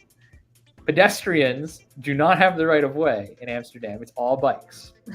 Okay. Cars. Theoretically, by law, pedestrians do have the right of way, but you do have to look out for bikes. I want to clarify that. That makes so much sense. But Dutch bikes do have right of way, and cars are supposed to yield to bikes and pedestrians. I'm going to assume correct me if I'm wrong, but I'm assuming this is Ari commenting. You always struck me as a Dutch person. If I'm mistaken and it's Jamie, I pegged you wrong. Well, but I would say Ari is very tall. So very tall. It's a good look. Yeah. We respect the Dutch. No, Anyway. I wish I had the long legs. The bikes are difficult to drive for an American that's not used to them. Less so for Katie because she had been to Amsterdam and ridden a Dutch bike. But remember that you did eat it the first time you rode a Dutch bike. No, but that wasn't because I couldn't steer the bike. It was because my Dutch friend gave me her bike and she had longer legs than me. So it wasn't that I couldn't steer the bike. It's that when it came time to stop, my legs didn't touch the ground. Potato? I don't. Potato. No. Eating it is eating it. I did okay. I am deeply sorry for your loss, but I do feel like, not you, I'm talking to Ari. I do feel like the Joker coaster is probably not the one that you would like. But regret for someone not going who wants to ride as many coasters as possible, it does. Yeah, I hear you. Your body. I hear you. Your body to be limiting you in that way. I'm hopeful that you'll be able to get on Hagrid's at Universal because that one does have a height limit, but it's a pretty fair height limit, I think. Yeah, I don't know. Anyways. Maybe not for someone who's 6'7". So, do you want to pronounce this one? Because I'm going to butcher it. Okay, so first destination on our bike tour. I mean, I think it's just Vondelpark. Vondelpark? Okay. Yeah. Easier than I thought. But Vondelpark is basically Central Park, but Amsterdam equivalent. And better. Flatter. Yeah. So not quite as much texture. We walked, 20 minutes to this bike rental store. We got on our bikes and Vincent, took us off. And within minutes we were out of the city and in this park, or out of the cityscape and in this park. And I was like, oh man, this is great. Look how wide the paths are. There's Did not set an accurate no cars precedent. Coming. It's only bikes and people. And we biked through Vondelpark and it was beautiful. I mean, there's people playing soccer. There's people on like an exercise group doing like lunges together. There's kids in like this swimming hole, or families in this like kind of swimming hole area. Beautiful trees. So it was wonderful, and I could see why it's got a reputation for people picnicking and spending the day there. So that was a nice like ease into the There's biking. A lot of workout classes that have moved to the park since COVID too. We were we were biking by quite a few like actual functioning fitness classes that were like beyond yoga and stuff that you would normally do in the park. They were doing like they were doing weight training. They were doing, HIIT, if you know what that high is. Intensity. Yeah. Yeah. So it's become a very popular spot in the wake of COVID for like getting outside and getting some exercise, but also it's just a beautiful park, as Katie said. So, and it did set an improper precedent for what the rest of the ride was going to be. Or if you think about it positively, it gave you like an ease into getting to ride the bike. I would have thought of it that way if I had been told that the rest was going to be madness. But we still had fun. The other thing that's in Vondelpark is a genuine Picasso. So this is a sculpture, and honestly, I feel kind of stupid. I'm not an art history person or anything, but I didn't even realize that Picasso made sculptures. I kind of thought he was just a painter. I did know that. I knew that Picasso made sculptures, but I did not know that he had left one in Amsterdam. So he made this one and gifted it to Amsterdam, and it's been in Vondelpark. It's I think, actually for a long time. part of a set. There were apparently two made that were identical. One he gave to Amsterdam, one he gave to a friend. And according to Vincent, and the history we received from Vincent, the one that he gave to a friend supposedly lost to time. Yeah. Most likely, what the Dutch believe is that it was like in a private collection somewhere. Private collection or in somebody's backyard. And it was like, or not like, I see what you were saying. Not like a private collection, like in a museum, but like somebody had it. Like somebody owned it. It was in their garage or in their backyard. And it was lost to time because that person died and no one knew what the heck it was. And so they just either broke it apart and sold it off for scrap, or they put it under the foundation, or it's still sitting in someone's garage. No one knows. And they just are keeping it secret. But this Picasso lives in the park, and strangely, throughout the entirety of Dutch history, it's never been graffitied upon. Entirely of its history has never been. Yeah, never been graffitied on, which we were very impressed by that. And what was the rationale that you like the rationale that Vincent gave? I do like it. I don't know if it's true or not, and neither does Vincent. But Vincent said the theory amongst the Dutch is that the graffiti artists respect Picasso as the better artist, so they leave it alone. Yeah, that was funny. Like it was in this like kind of just open area, just there, and there were people picnicking like right in front of the Picasso. That's pretty cool. It's commonly mistaken for a fish, and we also thought it was a fish, but it's actually supposed to be a bird because it's called Loiseau. Oh yeah, let me put it up one more time. I don't know if you'll be able to tell this from. Yeah.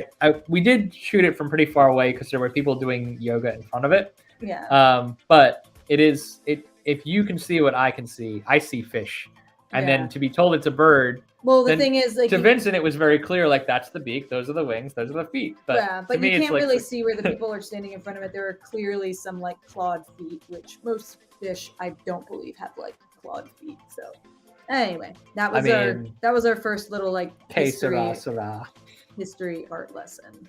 So I will say, and I've been referencing it from here, it got harder and harder to navigate the tour as someone who is struggling to maintain control over their bike, because as we left the park, we entered the busy city streets. And as I said, trams, bikes, cars, pedestrians all use the same walkways, streets, whatever, straat, as the Dutch call it.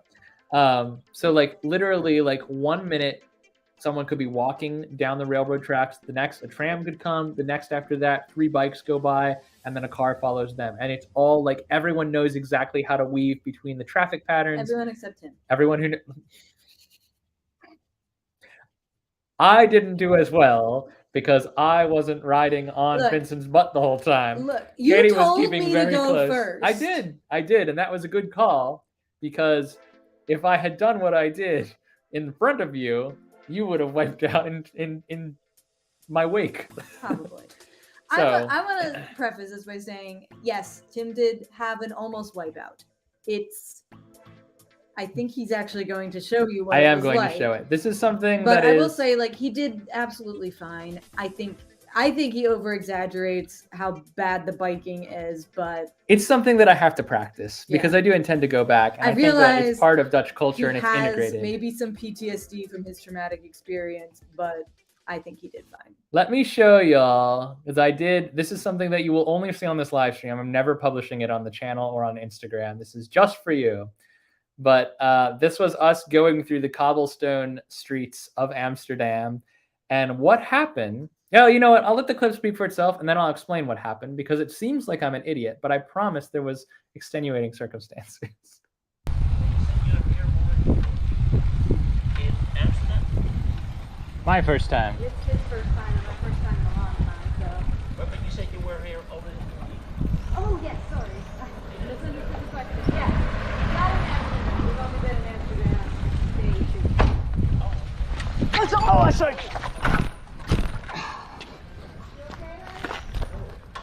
Yep.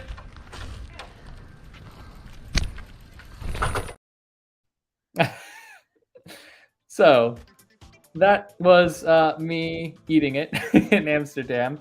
As that very nice Dutch woman stopped to make sure I was okay, because I almost cleaned her clock, and she was obviously a competent rider and was able to avoid me. What happened was, as you saw, cars coming down the same street as the bikes. Those were parked. You didn't see the actual moving vehicle coming past us? No, of course not, because you're off in your own little world thinking of history. If you pay attention, anyone who actually watched the clip, instead of just amusing themselves thinking about how funny it was, car comes down. It's only funny because you didn't actually. I move to the right. As I'm coming up on the right, there's one, and all of Amsterdam, I see one manhole that is raised up off the ground the way you would expect to see it in America, with like unfinished pavement, construction area. We're going through an area that's being renovated. That one manhole, Katie glides easily by it, having a casual conversation with Vincent, our guide. I hit the manhole, and the manhole forces me off to the left. Now, I'm coming from the right because I had just moved over to get clear of the car. I hit the manhole. I'm veering very sharply off to the left. There's a woman coming at me in the other direction, and I have a choice. Either I hit the woman, I hit the parked car, or I hit the curb and bang myself up a little bit. we learned from our guide Chris, who took us into Amsterdam, that the Dutch have very strict regulations on like cars versus bikes, so that the bikes always get priority and they're treated as they have the rule of the road. If you hit a parked car with your bike, it's the car's fault. So that story is reverberating in my head. I'm like, I can't hit the car. I cannot hit the car. If I leave a scratch on someone's car, it's going to cost them hundreds of dollars. All of this is going through my mind. I'm like, I'm just going to have to die. So I hit the curb. Fortunately, as you saw, I did not flip over the handlebars because they do have brakes on these bikes. Despite everyone's assertion that I didn't know they were there, I was pulling them the whole time. The woman came back to check on me, and she said very aptly, "At least you crashed safely."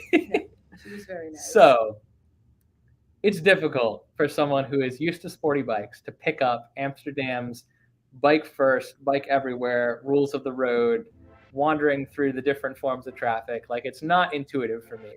It's something I have to practice. It was overall very fun, but it's very different from what I was expecting, and very different. Like when Katie first handed me a bike and Sevenum, when we were biking to Toverland, she was like, you need to adjust the seat and make sure you adjust the gear. I was like, I know how to ride a bike. Turns out not. I don't know how to ride a Dutch bike. A little bit different than I was expecting. You want to talk about Museum Square? Sure. So part of our biking tour was to head to Museum Plein.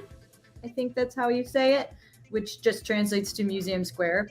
One thing we did learn was Dutch naming conventions were very straightforward. So, you know, the museums are here, it's called Museum Square. And this is an old church, it's called Old Church. This is the old Where are all the canal. dams? In Dam Square. Yeah, where did the dams meet up? Dam Square. So this is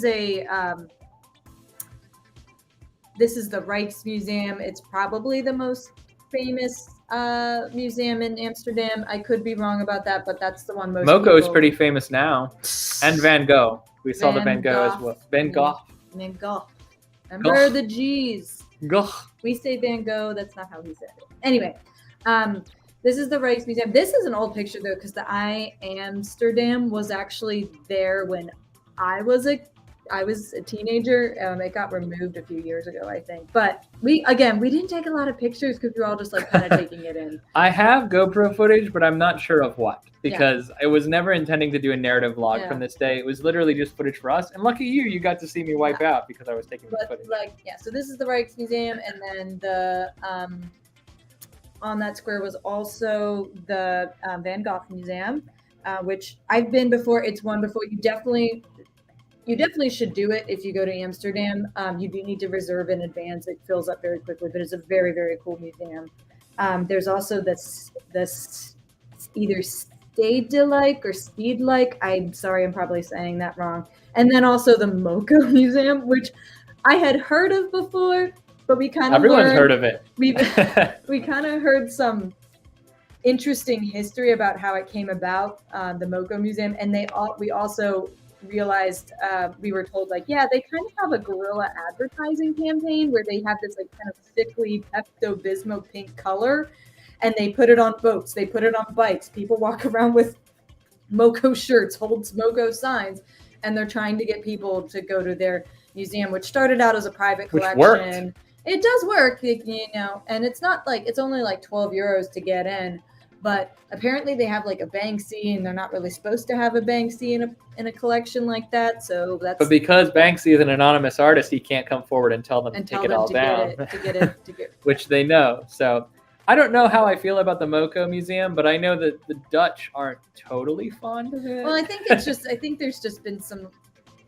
I don't want to say it's shady because I don't know. I don't know the people who work there. I think it just has. I don't think the people that work there are shady. I think No. that maybe management made some questionable decisions in terms of how they were going to build a business on the collection that they have. Yeah. But anyway, I mean, it was kind of a brilliant business decision, honestly. But anyway, we did not do any museums. We wanted to do as much like kind of more active stuff. So like the biking.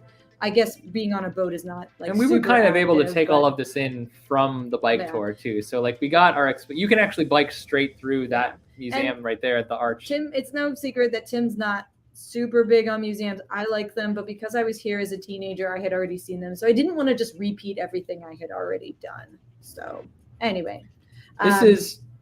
Were you going to say something else museum related? I was checking my notes and I'm good. Okay.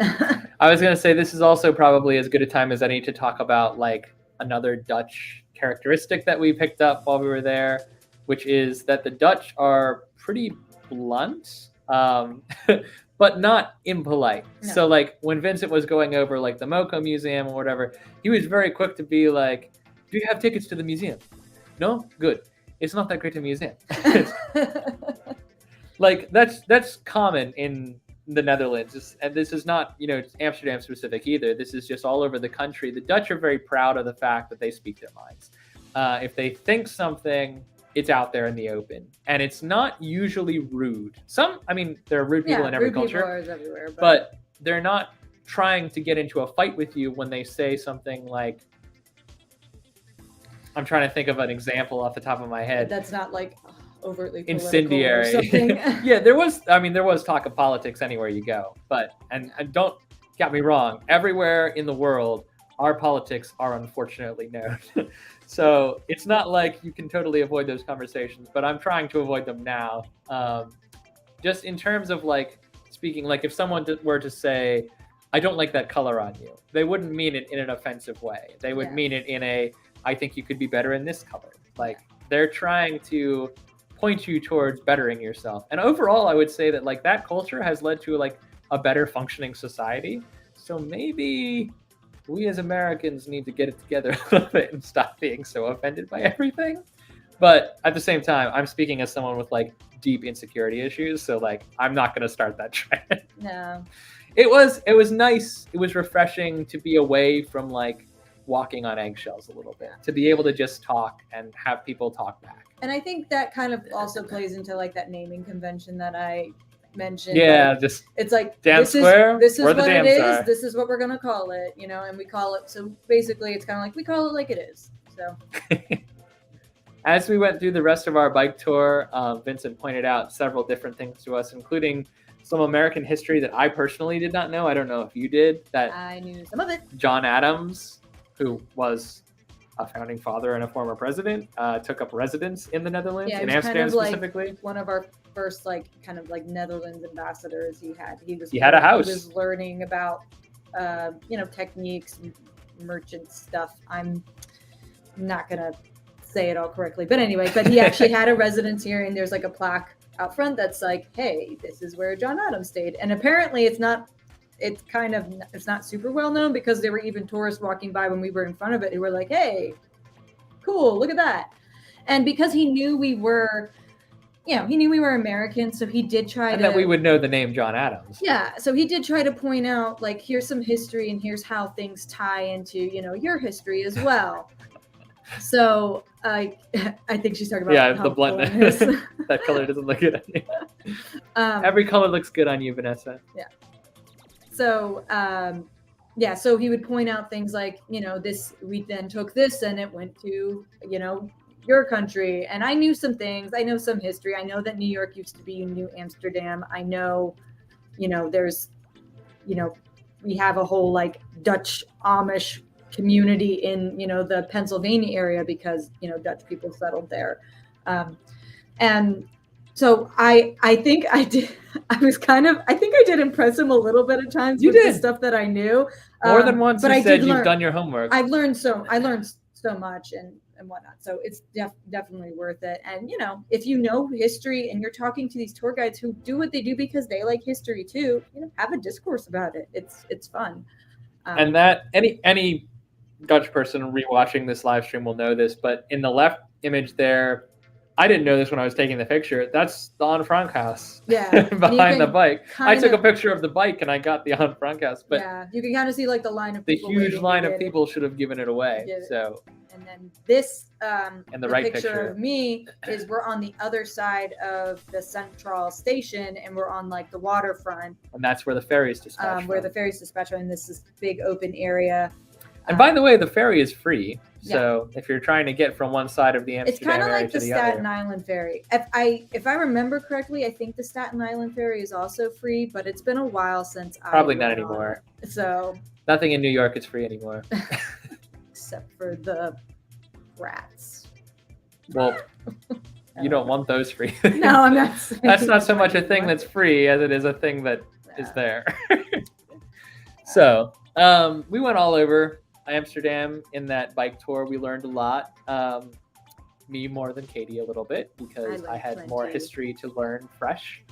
But we had a wonderful time, and when all was said and done, Vincent was a great guide. We weren't expecting, I think, a private tour because we Yeah. showed up and there were a bunch of other people there, and we had requested a 4-hour tour. Everyone else was on a 2-hour tour, and Vincent said in a very, thick Dutch to American accent, 4 hours not, or 2 hours not enough time. Glad you booked 4 hours. We have much more time. If we go a little bit over, is okay? Yeah, he's like, is it okay if we go a little over 4 So- hours? We're like, yeah. I was loving it. He was a great tour guide. Yeah. So we did eventually pack it in on the bike tour.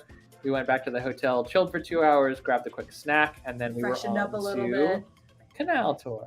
Canals. Canal Tour was, we only dispatched about maybe 5-6 minutes from the hotel. It was nowhere near as far. Yeah, we it was had to, less than a we had to 15-minute walk. What was the?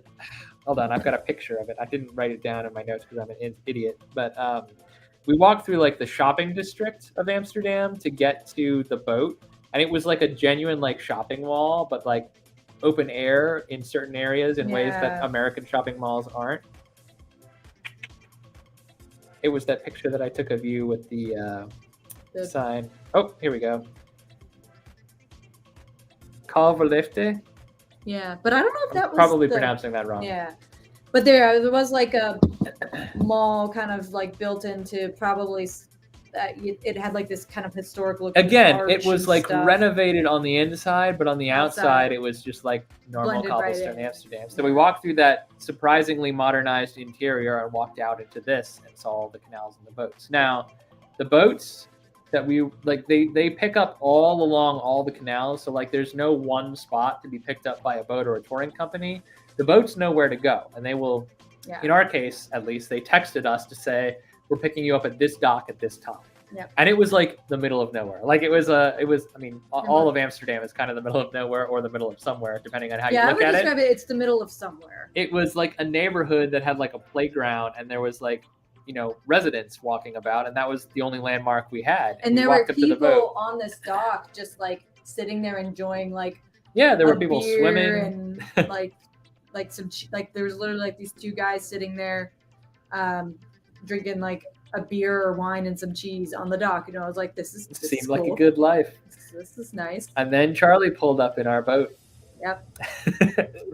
When do you want to tell your story? Is now We're the going to time? talk about the boats now. Okay. So canals, obviously, they're kind of like roadways in Amsterdam. There's plenty. If you're not of on a boats. bike, you're on a boat or Yeah. a paddleboard or you're swimming. Yeah. Because that's the only way to So get to there, Amsterdam. but there's probably not as much like commuting on a boat, but there's definitely a lot of like boat tours and also people who just own boats out there for a good time.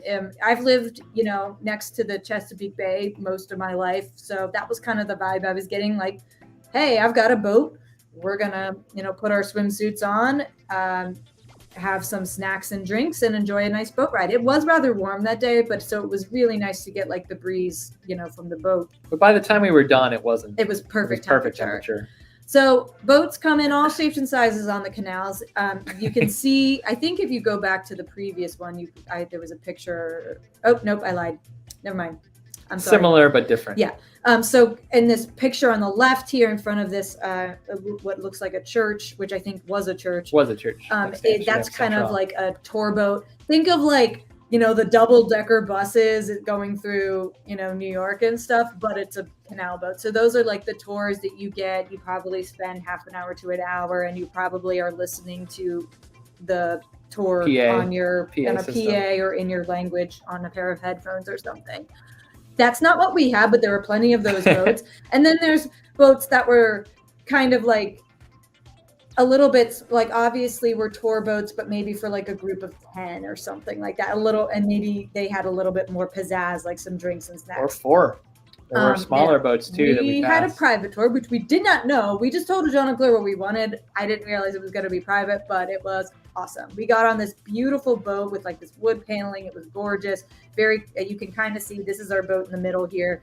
Very comfortable, cushiony seats. And we had, I thought you were going to put this picture in here, but I don't see it. But there was like a charcuterie board on the table. Oh, I didn't put it in there? I thought I did. Yeah. There's like a charcuterie board with pickles and meats and cheeses and grapes. And then she was like, what do you want to drink? And Tim says Coca-Cola Zero, and of course she hands him a Coca-Cola Zero. It's plentiful there. It's there. Everywhere. And then I was like, oh, I'll take like some white wine. She just hands me a bottle of white wine in a glass. Full bottle. And I was like, well, I guess this is my evening. We had a party with Charlie. Yeah. So the other thing about the boats is you can rent boats. There's like companies that'll, you can rent a boat. Most of those boats are not fancy. They look kind of like I can't remember. A rowboat with a motor in it? No, yeah. I mean, they look kind of like a dinghy. Yeah. Like if you know what a dinghy is. So people can rent boats. So you kind of got to be careful. I mean, Charlie's licensed. She knows how to drive a boat. She was an excellent driver. We felt completely safe with her the whole time. But she did point out to us, it's like, yeah, we kind of have to recognize when we see like a rental boat, because apparently you are supposed to be licensed to rent, but they don't always check. They kind of just ask, like, you're licensed, in right? her words, as like, the Dutch are yeah. quite blunt, she was happy to share, like, they don't usually check because they want your money.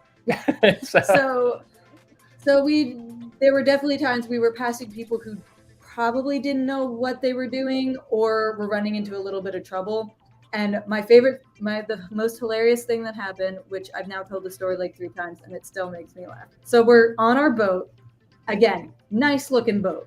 We're driving by, and we're only 3 people on this nice looking boat. We're driving by this family that's in one of these, dingy looking boats. And it's, I'm assuming a mom, a dad, and like 2 kids. And I know one of the kids was the young boy. And we go by, and the boy. This is so funny to you. I know, it is just so funny. The boy's like 8 years old. It's like, why is their boat so fire and ours is so unfire? And I tried to keep it together because I didn't want to I didn't want to shame the dad. Obviously, he was trying to do something cool for his family. But it was so funny because, I don't know, these Gen Z kids or whatever generation he is now, and their like expressions, like I never used the word fire, but he did. And fire and slay. Those are the 2. Laugh so hard. And the dad just looks so exasperated. And Charlie, who speaks very fluent English, wasn't up to date clear on like on what all our fire vernacular. kind of meant. She was like, "Is our boat on fire?" Yeah.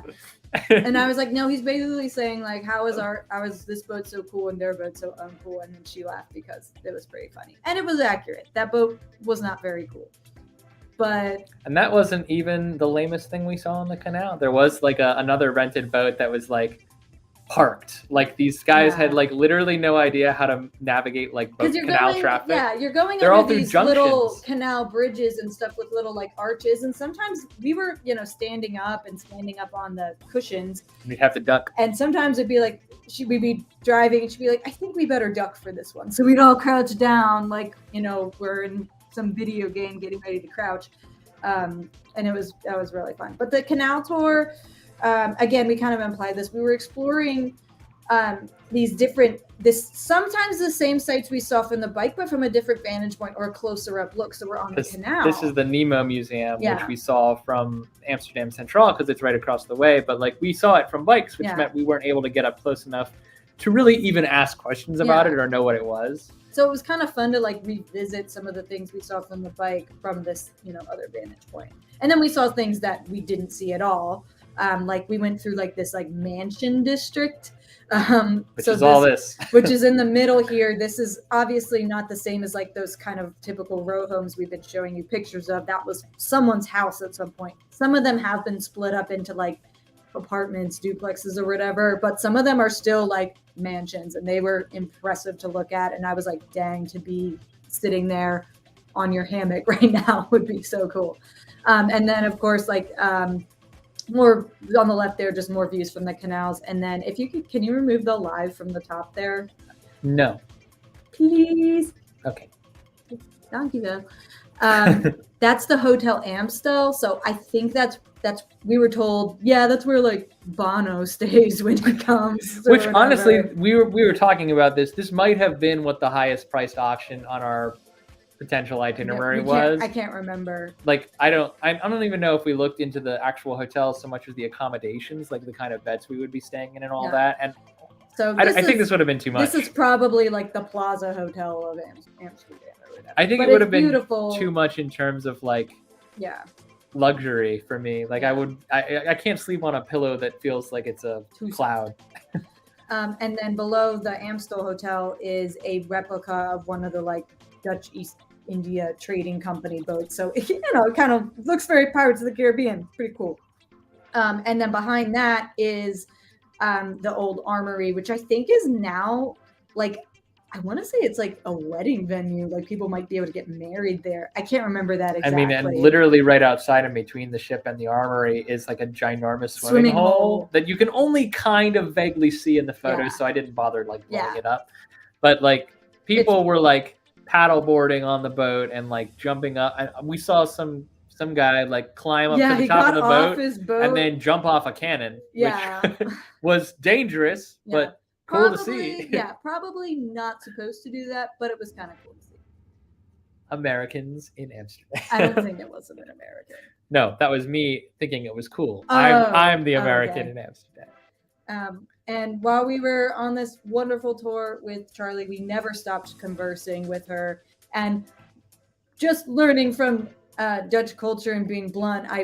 Just based on some things she was saying, I just asked her, like, can I just ask how old you are? And she was like, oh, I'm 32. And we're like, okay, you're our age. That's why we're vibing so much. And then all barriers were gone and no topic was off limits. Yeah, and we just we talked a lot about. Honestly, like I'm glad we did have that conversation with Charlie and we're able to have like a very candid, frank, candid conversation with someone who lives in Amsterdam or close to Amsterdam. She doesn't live in Amsterdam anymore. She grew up kind of like, her family was like just outside. Because you learn so much talking to someone who actually lives there. I mean, most people know, I think, about Amsterdam at this point that like it's kind of perceived, especially by the British who are planning like stag parties, aka bachelor parties, like it's the anything goes town. And that's not the case. No.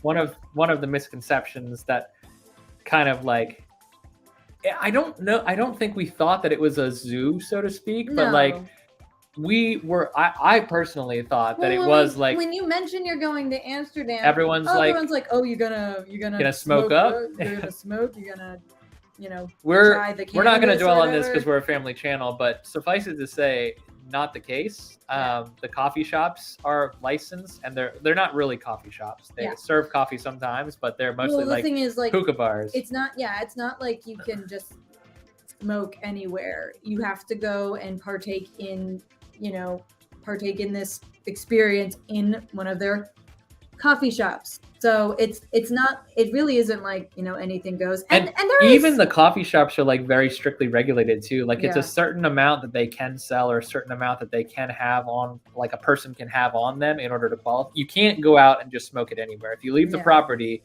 you are potentially a target for arrest. And a lot of the police are in plainclothes. They're trained to de-escalate, not to engage and disrupt. Yeah. So like basically the total opposite of America, where like the police are, I'm sorry, I respect the police. I love the police that I know personally, but they do have like a financial quota to meet in terms of like giving out tickets, making arrests. Like in the Netherlands, they're trained to de-escalate. Most, not all, but most are not even carrying weapons because they don't need them. Like people, there's much more social responsibility, I think. And like, this is part of it. Like it's not the natives of Amsterdam that are creating the zoo. What's the word I'm looking for? Reputation. The reputation of it being like an anything goes like Wild West. It's tourists coming thinking. It's people like us. Well, not specifically us because we didn't do any of this, but like people like us who are coming to People Amsterdam. coming to take advantage of some of the things that they have to offer, but not really, considering that people live here. People live and have lived here for years, and they may not necessarily like or appreciate the kind of people that are attracted to what Amsterdam may have to offer in the ways of this kind of recreational activity. So anyway, it was definitely like it was definitely not a zoo. It was, I mean, I met, we visited with a friend of the family real quick, and she was perfectly comfortable and safe walking 10 minutes to the train station by herself at like 10 o'clock at night. Which I would never in a million years ask someone to do in Baltimore. Never. In different culture, different thing. So anyway, we'll move on from that because we don't want to get too controversial or anything like that. But well, it also just plays into, I mean, these are all conversations that we had with Charlie, which is why it's at like this point in the presentation that we're starting to like break down into these other Dutchisms that we've learned and staples of the Netherlands. But like, it's a whole different culture of, as I said, social responsibility is like much more prevalent in their society than I think it is in ours. And some of that goes into as well, just to bridge the gap here, like how food is regulated. So like I put this slide up, quality food in the Netherlands, and everyone's thinking like you dined at like a Michelin star restaurant or whatever. I think the Majestic was a very good restaurant. It was not a Michelin star. It was not a Michelin star. Nothing. There was a Michelin star restaurant at our hotel. We did not dine. We did not dine there. Nowhere that we dined was like a Michelin star or even like a high-ranking top-tier restaurant. Like we dined at McDonald's for crying out loud. Like, but everything, whether it was something that we knew True Blue as like an American staple, like McDonald's, or something that we tried at like a gas station, like all the food was so much better. And the reason is, as we're talking with Charlie, like the equivalent of the FDA in the Netherlands, it does not like things like aspartame. So there's no protein. No diet sodas. Fake I've just sugars. been pronouncing it wrong for the last 10 years, whatever.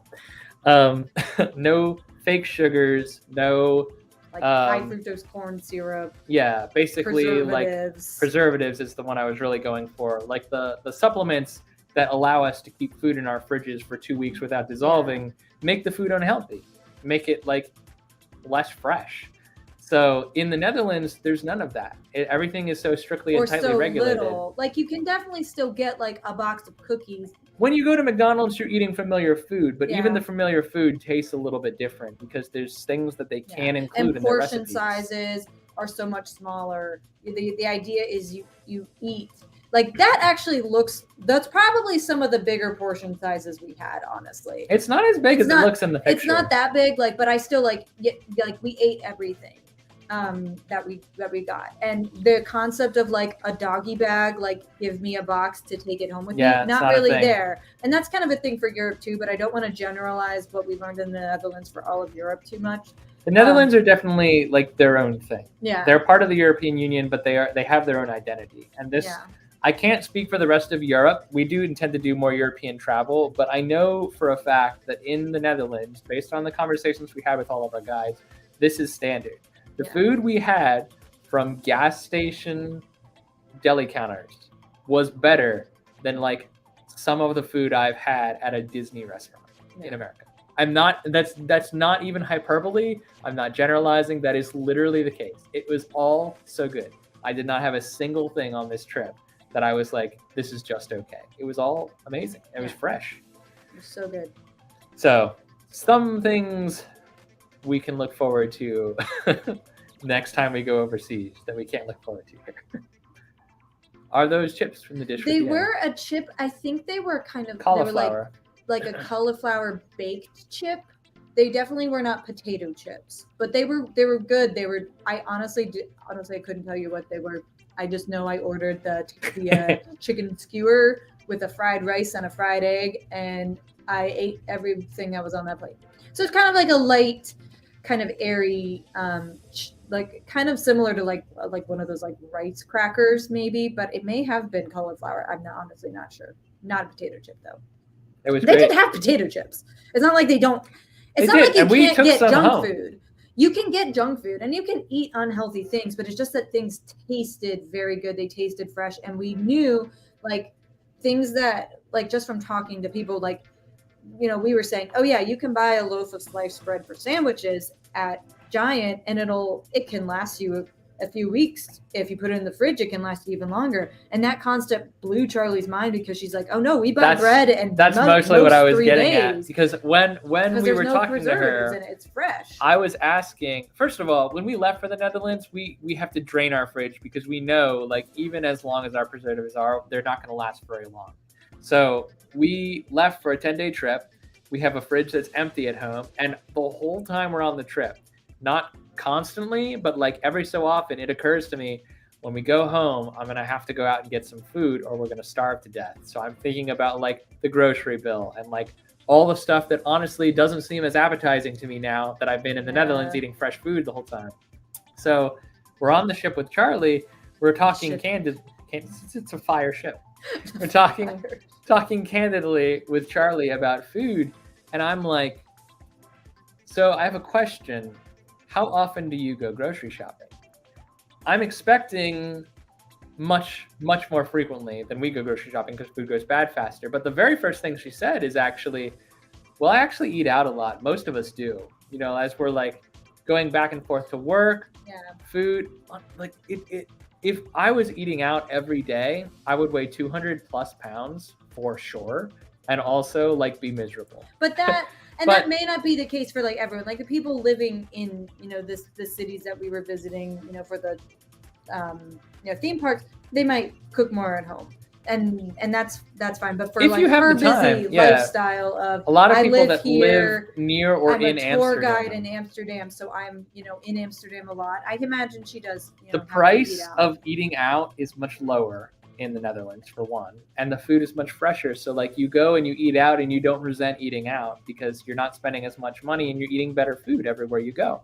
But and working it off on your bike, right, and writing it all off. So like then she follows up with, if I do go grocery shopping, it's maybe like once every couple of days. And then as Katie said, like I said, see, that's interesting because we go once every 2 weeks. And she's like, I can't repeat to you what she said verbatim, but it was near verbatim as, what the is in your food? And I did not have a good answer. It's all so much fresher in the Netherlands. It's so much better regulated. Like if you go overseas and you go to Europe, I don't know if Europe is going to be consistent with what we experience in the Netherlands, but if you go to Amsterdam or the Netherlands in general, just order food out. Just try it and be amazed by it. Don't relegate yourself to whatever the Pop-Tart equivalent is. Don't Americanize your habits and think about like, I'm going to eat something on the go, so I'm just going to get some terrible snack from like this bodega. Like, go out and eat something and compare it to your American experience and tell me that it's not 1,000 million times better every bite. And enjoy your breakfast that's included with your food. Almost always included, yeah. So, anyway, we had a wonderful time in Amsterdam. We had a wonderful time in the Netherlands. And I think with that and having been through our canal tour and everything, that was pretty much it. Because as Katie said, we went out with a friend that night, took the ferry to the more densely populated areas and the swimming hole areas, which were by that time not swimming holes. Which was kind of like a nice end cap because we had now seen this area from the bikes. We had seen it from the boat. And then to learn from, you know, my friend of the family that, oh, you can get on this ferry for free and go across there, because we're thinking we're going to have to figure out some way to walk around it. She's like, oh no, you get on the ferry and you go over there and you're there in 15, you're from the hotel to this basic kind of outdoor bar that we ate at. It was like 10 minutes. It was amazing. So we enjoyed very brief visit to Amsterdam. And I'm not going to say it was like my favorite thing that we did on vacation, because I loved Efteling. I loved Toverland a lot more than I thought I would. More than you thought. I did enjoy Amsterdam a lot more than I thought I would. It was a beautiful city. It was, and as Katie said, I'm not like all about history, and I'm not particularly fascinated by historical notions 100% of the time. But Amsterdam just has so much to offer as a culture and as a society that like I'm just, as an American visiting, I'm like just blown away by like the differences between their society and ours, and like how much smoother and more efficient things are. how much more difficult it is to ride a freaking bike, how much healthier the food is. Like, it's just an incredible experience. And there's a lot on our list in Amsterdam specifically that we to see did next not time. do. Yeah. Like, there's things like Adam Lookout, the admittedly not as tall as some of the thrill rides in America, but supposedly the tallest It's swing a big building. You have a swing in Europe. Takes you out over the edge of the building. And then Amaze, or I guess Amaz, I don't know how it's pronounced, Amaze Amsterdam, which is a pop-up, which may not be there when we go. Might There was a zoo, fold in. Botanical gardens. Yeah. An illusion museum or something. There's a historical pool, supposedly, that's one of the Yeah. prettiest, most beautiful pools in the world that you It don't did have to look- pay to go in. You have to pay to swim and have a membership there. So it'd be nice maybe to pop in on that. Lots of stuff to go back to. And I think the headline of this whole presentation is, it's incredible. It's better than America. Just know. We did put feelers out there if anyone had questions for us about Amsterdam. I know a lot of people have asked their questions directly, so they may not have as many in like the chute left to ask us. But if anyone here has any questions, I only got one specifically from the Instagram post that I made, and I don't think I told you it, so I'm going to put it to you now. Oh, okay. Anyone else who wants to ask questions, feel free to throw one in. Question we got on Instagram was, what was one thing that you had, and I know what your answer is going to be, what was one thing that you had to eat in the Netherlands that you can't have to eat regularly in America, and did you enjoy it? I mean, I can eat in the Netherlands, but can't eat in America because it's unique. I mean, I like the. I'm surprised it's not coming to you as quickly or as readily as. I mean, I guess like the sprinkles on toast or whatever. Oh, Well, we're not going to say stroopwafel? Oh yeah, well, stroopwafel. Yes, I love the stroopwafel. Stroopwafels. I love those. You can get stroopwafels in America, Yeah, but They don't. they're bad. No, they're not bad. They're not as good. They're reminiscent, but it's nothing like getting handed like a fresh one or whatever. We also liked the sausage biscuit sausage sandwich, which hold on. I'm trying to remember. We've had this pronounced for us about 1,000 times because of our friendly Dutch. The Dutch did put like a phonetic spelling on it. I'm looking it up. I think I got it. There are about 8 different posts doing the what's clear the short pronunciation. one? So size and brochure. So size and brochure. Yeah. Yeah, that was really good. That's basically in our vlog. I called it like a meat pie. Yeah. It's actually sausage wrapped like in like a a very- croissant crust, like a very flaky thin, crust. flaky It was so good. pastry. I had that pretty much everywhere we went because it was like a reliable. They also have, this might be common in Europe too, I'm not sure, but I know it's not common in the US. They had like heated vending machines. So you could get like hot food out of like a small little glass Get pane. those- You see it in there and you're like, oh, cool. And then you put your money in and you take it out. And then as soon as you've taken it out, someone comes behind and puts another one in. So it's still like fresh. Like yeah. it's not as fresh as something you buy directly from a restaurant. But I got this sausenbroches Yeah. frequently. So size and brochure. Damn, I messed it up. So sausenbrochen. brochure. Brochure. Brochure. Brochure. I'm Brochure. learning, guys. I'm trying. We're trying. I'm trying very hard. That's the one word. I've worked very hard on Droomvlucht. I'm now working on So size and brochure. so size and brochure. I will say something that I had in the Netherlands when I visited as a teenager that I didn't get to have here was the white asparagus, which I have seen in grocery stores. Sometimes they have like a asparagus that is like a pearly white. And I remember having this like soup that had, it was like this creamy based soup with fish. It was probably, I can't remember the name, like a herring or something, and then with the asparagus in there. We did have some like exclusively Dutch food, but because we were in hotels and places, like there was a lot of food we were kind of familiar with. Like that night I ate like chicken satay. I wouldn't say that's particularly like Oh Dutch my god, or I had a whatever. fillet at the Efteling Hotel in the bar, and it was the funny thing No, it is was a sirloin. Oh, you're right. It was Yeah. a sirloin. It was the funny thing was like our Berber was our primary contact at the Efteling Hotel because we met her on day one. She speaks fluent English. She was the first person we met, and she worked many of the days we were staying. So we got to see her multiple times, and she did tell us like food in the bar is like very limited. They have a limited menu. It's not going to be as diverse as what you're going to find or in as the much park. food. So we were thinking like, snacks. Yeah, we're thinking like peanuts. They did have some snacks. I had They a also sirloin had, steak. like, It a was one of sirloin the best steak. sirloin steaks I've ever had in my life. It is pictured, if not included narratively, in our Efteling Hotel vlog, which will be coming later this week. Yeah. So you can see for yourself. It's a masterpiece. But just in general, like the food, Yeah. so good. Yeah. So Yeah, good. we have. Yes, I think I have seen it at Whole Foods sometimes, and I think it's appeared more since like the 15 years I was in the Netherlands last. But yeah, it's something that I remember, and I also ate it like in someone's home, so it was like eating like a home cooked meal there, which is obviously something we didn't do. But maybe when we go back, we're hoping to visit with our friend a little bit more.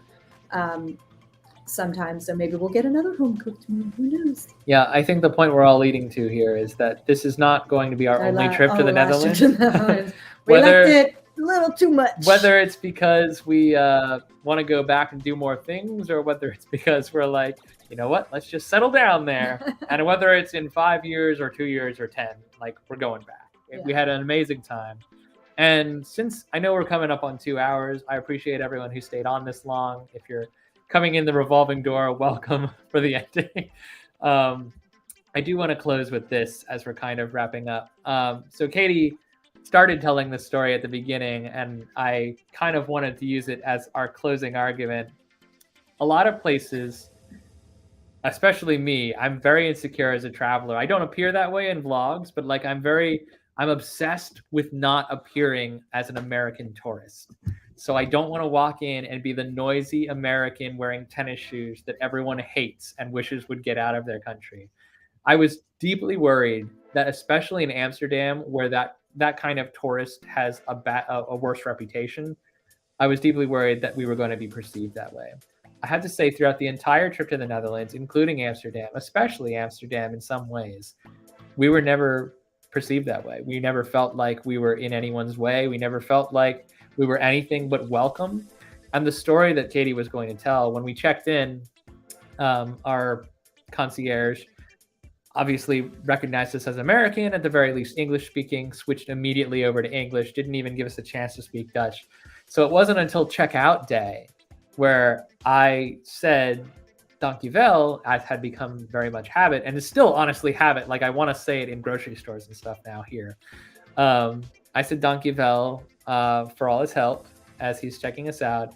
And he just stood there in like stunned silence for a minute and like looked me in the eye, and he was like, how do you know how to say that in Dutch? And I was worried I had said it wrong. Like I'd been saying it wrong this whole trip. But actually, turns out nobody in Amsterdam bothers. No one knows Dutch who's visiting from another place. If they do, they never speak it.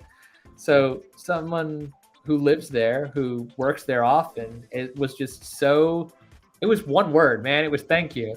But it was so important to him. Like you could see it in his eyes. Like he was so impressed and so flattered and appreciated so much that we had learned the little bit of Dutch that we had. Yeah, I wasn't going to tell that specific story. I was just going to say like learning the language overall. Berber appreciated us trying to pronounce it seemed appreciated.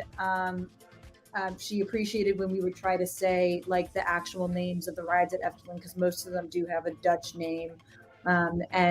And I think it definitely, because we don't want to like overwrite their culture and history because it's easier for us to say Flying Dutchman than the Vliegende Hollander.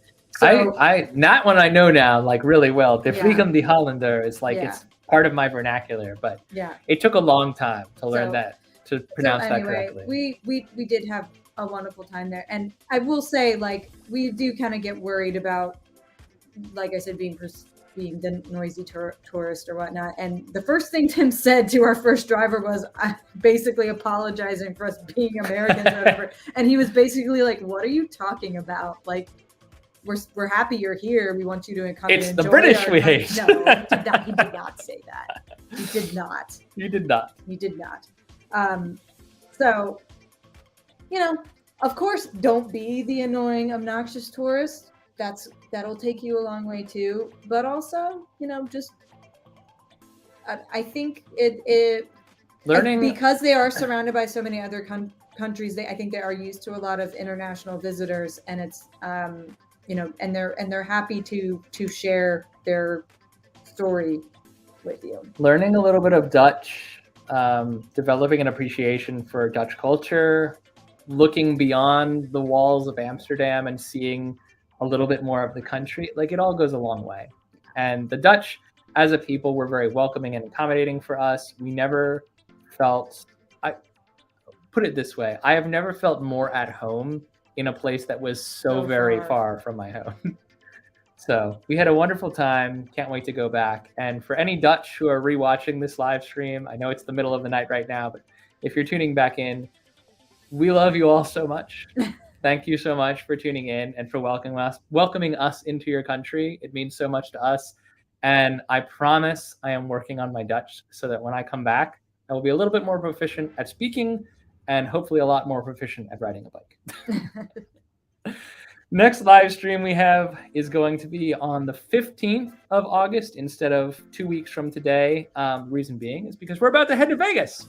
So we're going to be coming back from Vegas on, I think, a live stream Tuesday. There was absolutely no way we were going to be able to power through the jet lag. So the next live stream we have, again, will be August 15th. It will be theme parks for non-riders, and we're actually going to have our friend Kaylee on to talk about some of her experiences. If you have motion sickness, if you're not a big theme park rider, if you have friends that aren't big theme park riders, we're going to be delving into a lot of what you can do at parks, not any one specific park, but a lot of parks that we've visited, pulling from our memory of experiences and fun that we've had at parks without getting on roller coasters. So should be a lot of fun. Hope you all can tune in for that. Do want to highlight some creators this week as usual. First one is a genuinely great dude we just met at Busch Gardens on a recent visit. Literally just entering the field. Like when we met him, he didn't even have the Instagram set up yet. Now he does. Instagram and YouTube are, I think, going to be his primaries, but please everyone go give Vanderhoot Presents a follow on Instagram at the very least. He was so nice and so bubbly and so happy to meet other people that shared his passion for parks and vlogging. So really want to give him a shout out and get him started. Coaster Tog, a much larger account, but one that brings my feed a lot of good coaster joy. Primarily Instagram is where I follow them, but they do have a YouTube, a TikTok, and an Etsy shop as well, where they produce their own merch and styles. And then Drew Blouch, I hope it's Blouch, if it's not Blouch. Drew Blouch Photography, I hope I'm pronouncing right.